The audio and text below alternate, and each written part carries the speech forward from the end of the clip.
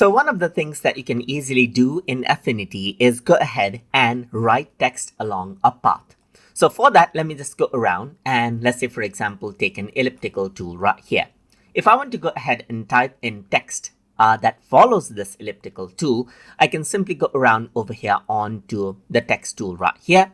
I can choose artistic text tool and simply click on the S. Then you can simply go ahead and type in, let's say, for example, hello there and welcome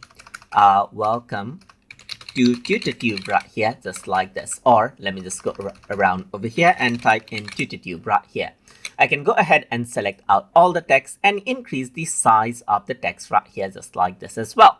And you can even see it like there's the starting and ending point that you can actually go ahead and utilize right here. Like you can see that you can go ahead and change around whether you want it on the other direction and so forth right here. By utilizing this, you can go ahead and choose the starting point right here, just like this, as you can see. So if I were to go around over here, you can see that I can go ahead and pull this out and make sure that everything is written inside of the circle as well. And then if I were to go ahead and change the circle, you can see that the text adjusts as per the circle path right here. You can simply go around over here and then bring in any shape. Let's see, for example, and then go around over here onto artistic text tool, click, and then you can see that you can type along the path right here, just like this. Apart from that, you can also go ahead and take, let's say, for example, a pen tool right here. You can go ahead and click and drag a path right here, just like this with the pen tool.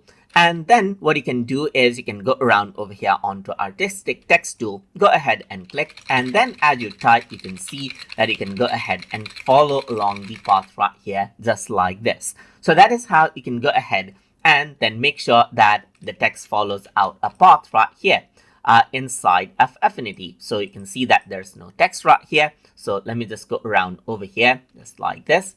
And then I'm going to go around over here and then type out. You can see that it is not working. So I'm just going to press Ctrl Z right here.